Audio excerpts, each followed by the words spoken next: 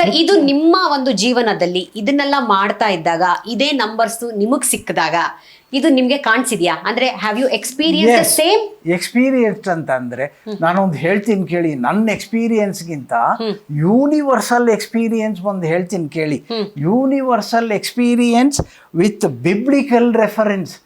Biblical reference ನಾನು ಬರೀ Bible ಅಂತ ಇದ್ದೀನಿ ಅನ್ಕೋಬೇಡಿ.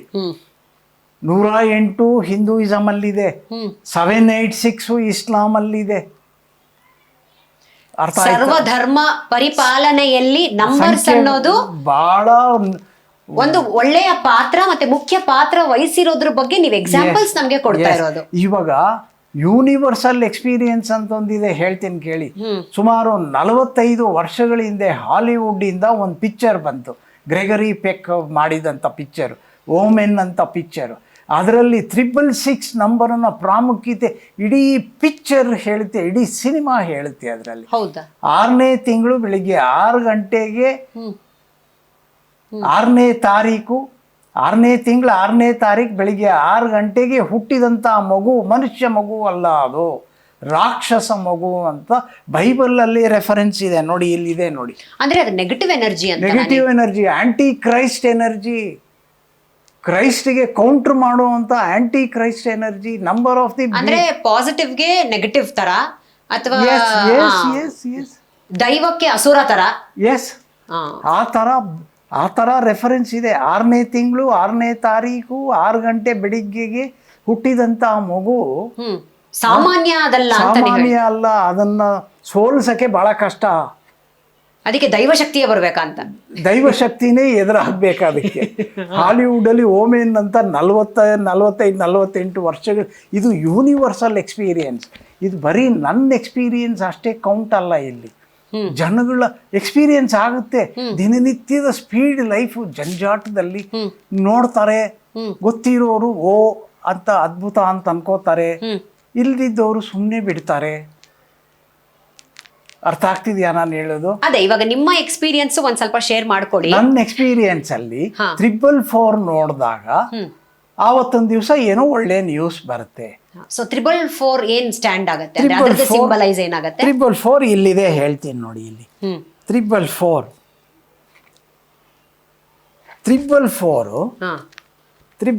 ಇಲ್ಲಿದೆ ನೋಡಿ. ನೋಡಿ ಇಲ್ಲಿದೆ, is an affirmation that you can be encouraging sign. Stability and foundation ಅಂತ ಬರ್ದಿದ್ದೀರಾ? ಅರ್ಥ ಆಯ್ತಾ? ಅಂದ್ರೆ ನಾವು ಸ್ಟೆಬಿಲಿಟಿ ಕಂಡ್ಕೊಳ್ತೀವಿ ಅಲ್ಲ, ಫೌಂಡೇಶನ್ ಸ್ಟಾರ್ಟ್ ಆಯ್ತು ಯಾವುದೋ ಒಂದು ಒಳ್ಳೆ ಕೆಲಸಕ್ಕೆ. ಓ ಸರಿ, ಓಕೆ. 444 ಒಳ್ಳೆ ನಂಬರ್.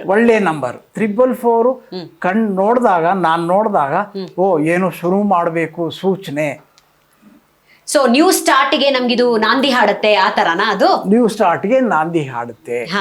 ಹಂಗೆ 455 ಸರ್. ಯಾಕಂದ್ರೆ ನಮ್ಮ ವೀಕ್ಷಕರಿಗೆ ಎಲ್ಲಾ ನಂಬರ್ಸ್ ಬಗ್ಗೆನೂ ಕುತೂಹಲ ಇದ್ದೇ ಇರುತ್ತೆ. ಹೆಂಗಿರು ರಿಸರ್ಚ್ ಮಾಡಿ ಅವರೊಂದು ರೇರ್ ಕಲೆಕ್ಷನ್ ಅಲ್ಲಿ ಇವನ್ನೆಲ್ಲ ಮಾಹಿತಿ ಇಟ್ಟಿದ್ದಾರೆ, ನಮಗೂ ಕೂಡ ಕೊಡ್ತಾ ಇದ್ದಾರೆ exclusively on speed news Kannada. ಇದು 555 ಅಪಿಯರ್ ಆದಾಗ, ಸ್ಪಾಟ್ ಆದಾಗ ಏನಾಗುತ್ತೆ, 555 ನಂಬರ್ ಸ್ಪಾಟ್ ಆದಾಗ ದೇವ್ರ ಮೊರೆ ಹೋಗು, ಇಷ್ಟ ದೇವತೆಯ ಮೊರೆ ಹೋಗು, ಇಷ್ಟ ದೇವರಿಗೆ ಒಂದು ನಮಸ್ಕಾರ ಹಾಕು, ಒಂದು ದಂಡ ಹಾಕು, ನಿನ್ನ ಕಾರ್ಯ ಕೈಗೂಡುತ್ತೆ ಅಂತ ಹೇಳುತ್ತೆ. ಅಂದ್ರೆ ಅದು ಕಾಷನ್ ಅಥವಾ ಅದೊಂದು ಎಚ್ಚರಿಕೆ? ಕಾಷನ್ ಅಲ್ಲ, ಗಂಟೆನಾ ಅಂತ. ಎಚ್ಚರಿಕೆ ಗಂಟೆ. 666 ಮಾತ್ರನೇ ಎಚ್ಚರಿಕೆ ಗಂಟೆ. ಓ ಸರಿ. 555 ನಿಮ್ಗೆ ನಮ್ಗೊಂದು ಪಾಸಿಟಿವ್ ವೈಬ್ರೇಷನ್ ಅಷ್ಟೇ. ಅದು ಹೇಳುತ್ತೆ, ಕರೆಕ್ಟ್ ಆಗಿ ಹೇಳುತ್ತೆ. Angel number sending messages to you to become more spiritual and increase your power from the spirituality. ಅದರ ಅರ್ಥ ಏನು? ನಮ್ಮ ಸ್ಪಿರಿಚುಯಾಲಿಟಿ ಪವರ್ನು ಎನ್ಹಾನ್ಸ್ ಮಾಡ್ಕೊಳ್ಳೋದಕ್ಕೆ ಒಂದು ಸೂಚನೆ. ಅದರ ಅರ್ಥ ಏನು? ನಿನ್ನ ಇಷ್ಟ ದೇವತೆಗೆ ಹೋಗಿ ನಮಸ್ಕಾರ ಹಾಕು, ಮೊರೆ ಹೋಗು. ಅರ್ಥ ಆಯ್ತಾ? Try to learn new things, ಹೊಸದಾಗಿ ಕಲ್ತ್ಕೋ ಅಂತ ಹೇಳುತ್ತೆ. 444 ಒಂದ್ ಕಡೆ ಫೌಂಡೇಶನ್ ಹಾಕೊಡತ್ತೆ, 555 ಮುಂದಕ್ಕೆ ಹೋಗುವಂತ ಪುಷ್ ಮಾಡುತ್ತೆ. 555 ಹೊಸ ವಿದ್ಯೆ, ಹೊಸ ವಿಚಾರಗಳನ್ನ ಕಲ್ತ್ಕೋ ಅಂತ ಎನ್ಕರೇಜ್ ಮಾಡುತ್ತೆ. To gain knowledge. ನಿನಗೆ ಬೇಕಾಗಿರೋ, ನಿನ್ನ ಸಾಧನೆಗೆ ಬೇಕಾಗಿರೋ, ಈ ಕಾಲದಲ್ಲಿ ಎಲ್ಲಾನು ಸಾಧನೆನೆ. ನಿನ್ನ ಗುರಿ ಮುಟ್ಟಕ್ಕೆ, ನಿನ್ನ ಗುರಿಯ ಹಿಂದೆ ಓಡು ಇನ್ನ ಅಂತ ಹೇಳಿ ಅದೊಂದು ಬೆಂಬಲ ಕೊಡತ್ತಾ ಅಂತ 555 ನಮ್ಗೆ.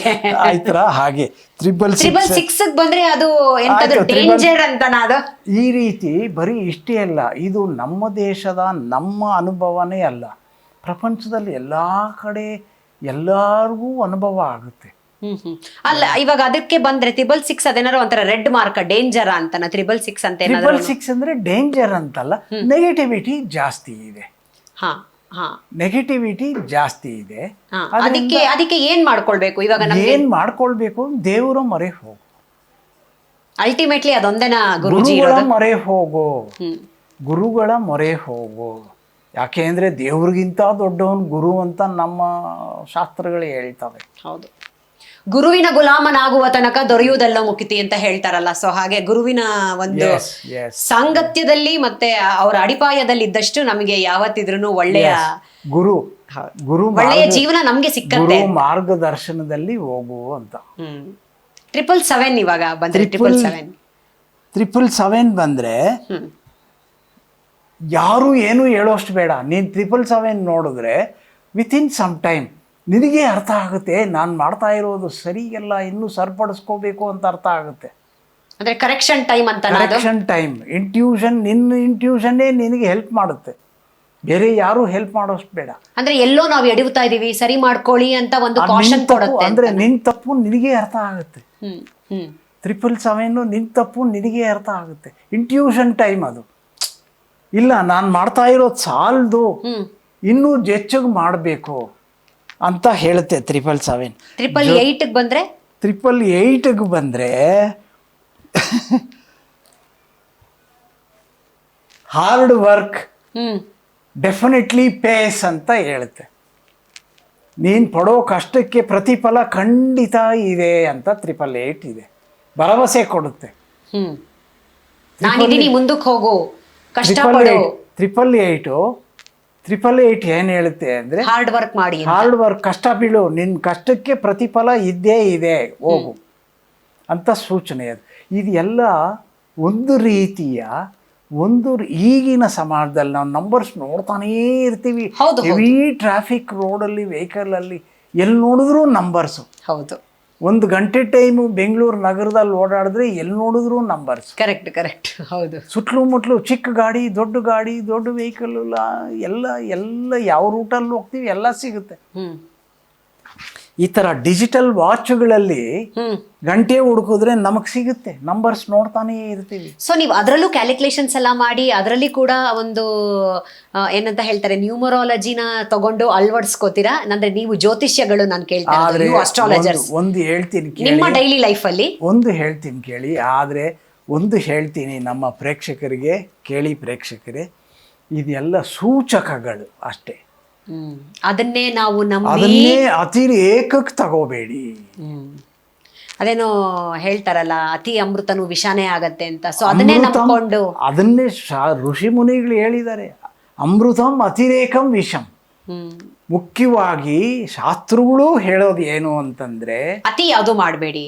ಏನಂತಂದ್ರೆ ನಿನ್ನ ಶ್ರಮಕ್ಕೆ, ನಿನ್ನ ಪ್ರಯತ್ನಕ್ಕೆ 3 ಲೋಕದಲ್ಲೂ ಬೆಲೆ ಇದೆ. ನಾನು 777 ನೋಡ್ಬಿಟ್ಟೆ ಸೈಲೆಂಟಾಗಿ ಕೂತ್ಕೊಳ್ಳೋಣ ಅಂತಂದ್ರೆ ಯಾವ ಫಲಾನು ಸಿಗಲ್ಲ.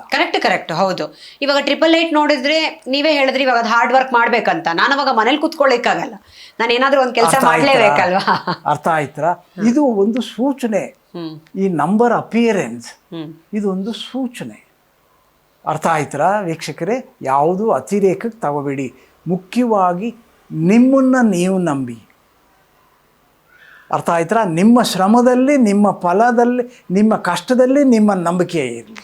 ಇವಾಗ ಯಾಕೆ ಅಂತಂದ್ರೆ ಹಿಂದೆ ಈಗ ಒಂದು 35-40 ವರ್ಷಗಳ ಹಿಂದೆ ಇದ್ದಷ್ಟು ಶೂನ್ಯತೆ ಈಗಿಲ್ಲ. ಸುತ್ತಲೂ ಎಲ್ಲೆಲ್ಲೂ ಇನ್ಫಾರ್ಮೇಶನ್ ಇದೆ, ಎಲ್ಲೆಲ್ಲೂ ನಾಲೆಡ್ಜ್ ಇದೆ. ಹೌದು, ಎಲ್ಲ ನಿಮಗೋಸ್ಕರ.